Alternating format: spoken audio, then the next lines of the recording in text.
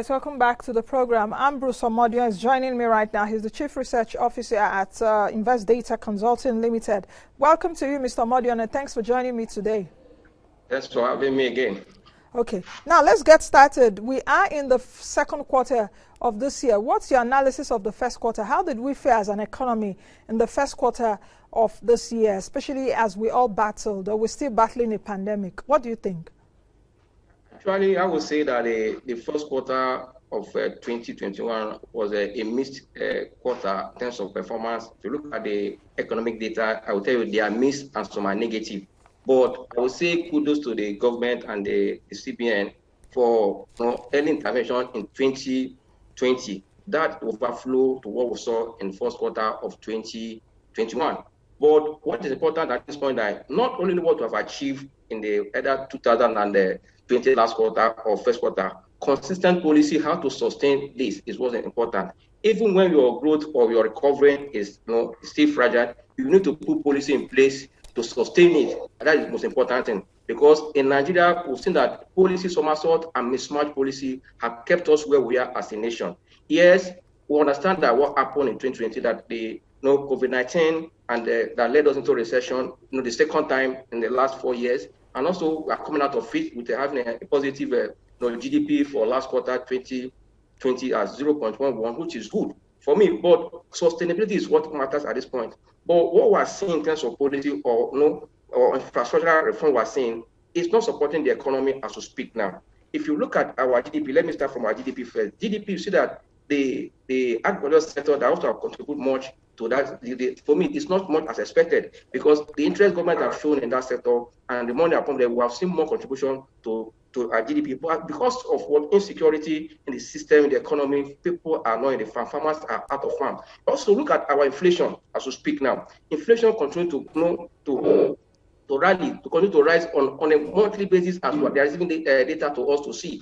The recent one is about almost 18% for something. Now, if we are going by that data we are seeing, and also what is unveiling in the economy, the high insecurity, the planting season, we see that this high inflation rate will continue. And that means cost of living in Nigeria become a high problem. You can see already that unemployment rate are hit almost at 3.3, which is also high. For me, it is how to sustain the recovery we have just seen is important. Not just that we are moving up. No, how can we sustain that later? Because as we speak now, we're expecting GDP for first quarter 2021. We have not seen. But from the data I'm seeing from purchasing manager index for the month of January, February, there's a light years that our industrial output, national output is improving.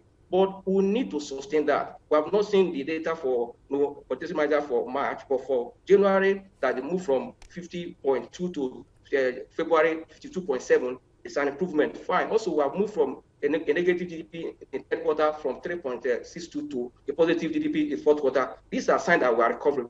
But how to sustain this is very important. But the policy framework we are seeing, I'm telling you, the sustainability is very slim to sustain this recovery we are seeing because the mismatch policy we are seeing from the government, the fiscal aspect and the monetary policy, is what personally I'm afraid of. But in terms of liquidity is fair because our inflation is not liquidity push, it's not cash push inflation. This infrastructural push and policy mismanaged push inflation. For example, you look at the rate we have increased fuel in Nigeria, fuel and energy. I know that energy, fuel, these are what drive any economy anywhere in the world. If the price of these items are up, you don't expect to control inflation because it will push everything up. That is why I said the fiscal authority and the monetary will have to sit down. Yes, you see, the monetary have give allowance to foreign. Let's have chief fund that will drive kind of activities. People will employ chief fund to employ. But if we're employing people and the cost of living is high, the inflation will remain on the high side. What we do, let's just sit down as a nation and see, is it the right time for us to really deregulate it or remove subsidy from fuel? We will know the impact of this fuel on our nation as a nation.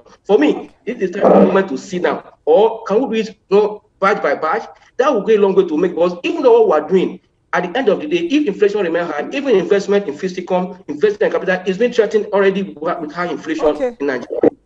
We need to look at what can we do to make sure that we bring this inflation down. And it's not just... Okay, Mr. Omodion, let me just halt you a bit. And you've raised a lot of issues. We have a pandemic we're still battling. We have stagflation in our faces. We have food prices at its highest in over 12 years. We have misery index rising and rising by the day. Unemployment, 33.3%. I asked my guest, I think some weeks ago, when the MBS released the latest unemployment data, and I asked him, I said, what more, or how can hell be more hellish than it is right now in Nigeria, especially on Nigerians, coupled with the insecurity? Do you think that the poor macroeconomic handling, or the poor handling of the macroeconomic environment, has also contributed to this? Because I know that we used to have a problem even before the pandemic. But now, yes, the pandemic worsened it. It's made it, all hell is being let loose, right? Even if you're a big man, so to speak, in Nigerian palace, you are still feeling it.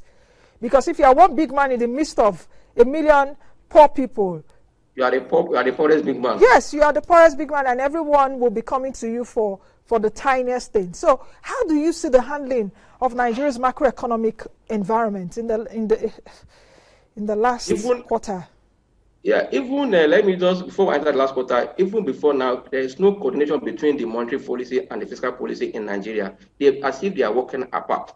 If, for example, now, let me just start from the monetary policy, the first one for this year, 2021. No, they came and said, oh, let's leave rates flat, just because to want to kind of make funds available at the low rate to drive what productivity, then let supply side be up and all those stuff. But as to speak now, inflation is continuing to threaten what all they are doing. And you now ask yourself, what is the cost of this inflation? For me, it's just one or two things is the cost. Let's address the root of this. One, in 2020, despite the pandemic, we had no increase in fuel price more than 6 times. And you know that when there's a little increase in fuel price, transportation will double without increment. And now anybody that goes to the farm, even to the interior village to bring food items, and you know that inflation is food item as is the main basket of that inflation. And when they go out to bring this food item, the cost of transportation will be high, and they put it on the item they are selling. Nothing will bring it down because the cost of transportation is already high. Look at what we're paying for electricity alone.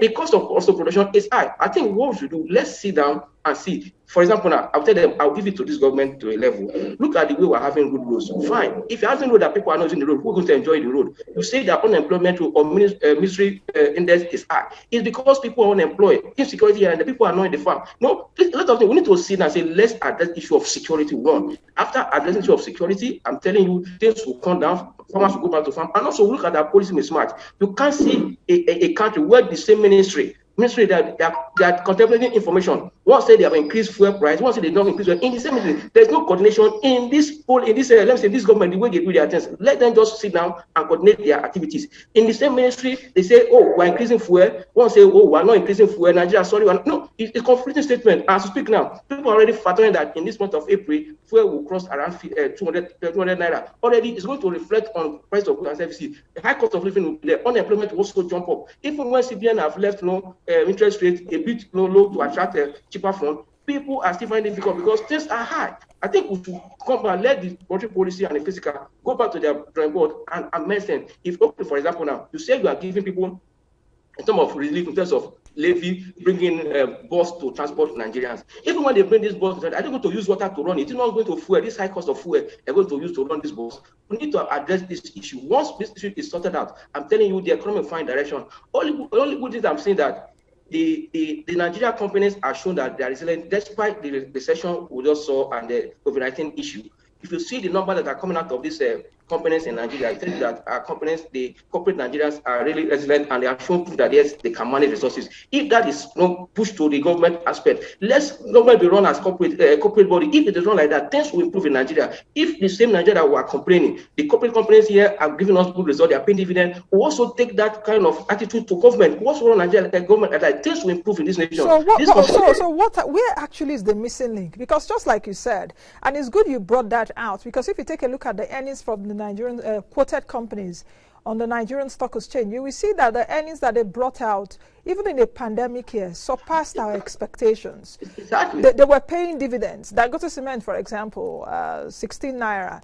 I think Stanbic IBTC, 3 naira 60 kobo. The banks, the top tier banks, were also doing well. Some are even expanding into other African countries in a pandemic year.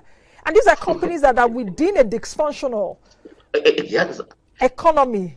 So Mr. Modia, just take it away from here, because it seems I really am short of words this morning. No, really. actually, personally, what they should do is that let's go back to our drawing board. These people that run this corporate body, they are not angels, they are not saints, they are not spirit, they are human beings that have flesh and blood. They are Nigerians. No, the discussion between the way they run government in Nigeria and Rwanda is different. Let's put people that know what to do. I will tell you that even in the same ministry where we are having information that will guide the economy, we are having conflicting information. You look at the way even the connection between the fiscal and the monetary policy.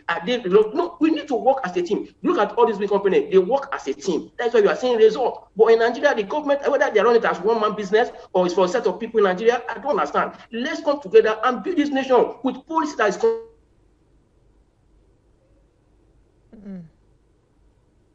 Okay, Mr. Madiani, are you still there? I can see that the network is frozen right now. Let's try to reconnect him so that we can finish or conclude. Okay, Mr. Madiani, I can see you now. I think the network is back. We lost you at a time. Okay, no, yeah, we need to have a consistent policy so that we can take us to the next level. The problem we have in Nigeria is that our policies are not consistent. What will be the next level? Oh? What's the next level? Because APC is saying this is the next level. And economically, this next level is not looking good at all. I don't think Nigerians will want to hear next level, apart from the APC people. I'm not a politician. No. I'm just saying what exactly are the numbers I'm saying. No. So what's the next level for us? This next quarter, what's the next level? Is there any upside for us? Just like you just said, it needs the same economy where things are not working. People are still making money. Some companies are still bringing out good results. I think it's high time we look at our strengths as a nation. Where are we missing it? Those where we have strength, let's work on it. The government is looking elsewhere. Let's look inward. It's not keeping people that are, for me, people that are sons around you, people that are, I don't know what to call them, but people that are competent, people that are going to tell you the truth, and you work with facts, not just because you are enriching yourself. No, let's make sure that this nation is being put in place that every Nigerian will benefit, even those not on board. Let's make policy that will be consistent. My major problem in Nigeria is that it's not really just we're in a hardship environment now. Things are not working. Everywhere in the world to speak now, this is a vaccine year. The economy is recovering gradually because they have policy on ground. What can we say about Nigeria? That is this our policy? The monetary policies have tried their best to push on that. But if you look at other structural reform and all those things, they are not working. We need to see that. Are you not seeing enough from government, from federal government, especially in the area of perhaps like infrastructure upgrade around the country? Perhaps some snippet from the Minister of Finance here and there. Yeah, actually, if you see in terms of infrastructure, fine, we are seeing infrastructure coming on good roads, but they are not impacting the economy. Why? One, I would say major thing. When you have infrastructure and don't have policy that will take what you are doing from one level to the level, your infrastructure is nothing. And when you have infrastructure and people cannot move on that infrastructure, on that road, that road is useless. What matters that we are doing road, we are putting it, it's good, if people free to move around, when there is no people around, the business will be down because people are afraid to come to your country or to move from that state to go and do business. People are afraid to move. Let them be secure. When there is security, you can assure that business will strive. But because there is no security in Nigeria, everybody is coming to guess. Let me just stay one corner and watch. No, let's give Nigeria security. My previous surprise that I was thinking after the change of the service ship that in the next before 100 days we'll see a drastic change. But things have become worse after the change. We need to also go back to them. What is happening in this nation? It's not the number of people who are changing or their names. No, we should find the root cause of all this and address it, and that will help our economy. As we speak now, like we just said earlier, the companies on this exchange are in Nigeria here. They are doing well. Why is it that the government and the people are not feeling impact of governance and all? We should ask a question. Even we that are in government, even if we say next level, not next level, that next level, is it reflecting at all anywhere? Or is it reflecting in our own pocket or in our family alone? We should reflect in society. There's a lot of hardship in the environment. Inflation alone is threatening Nigeria already. And not only that, the policies that are in charge of combating this inflation should be reviewed. Inflation cannot come overnight. There are things that are pushing inflation up. You remember, let me take you back again. You remember when this recent the incumbent CBN was announced for the second term. That week, he rolled out a plan that yes, he wants inflation to come as high as what low digit figure. A month after that, we closed our border. We are not prepared to close our border. Since then, August 2019 to date, August, the inflation has remained on the upside. Check it for every month. Inflation with all strategies uploaded, interest rates down. That means there are some factors that are behind. Yes, we open the border. Still, there's something behind that we didn't know. So what exactly is now behind our problems? Because should we now go supernatural or spiritual? But no, we're the one affecting ourselves. We're not trying to accept the truth. Yes, because it seems that perhaps the Nigerian economy is defying solutions from those that are currently in charge of handling the economy. And that is why many Nigerians have turned to prayers right now. Even what our brains would do. Normally, you should just sit down, analyze the problem, and your brain will give you a solution. And all of us are praying to God because we are seemingly helpless. Thank you very much, Mr. Omodion, for joining me today. God help us. Thank you. You've just said that God will help us. Okay. Thank you for watching our video. Please hit the subscribe button below, turn on post notification to follow all our updates.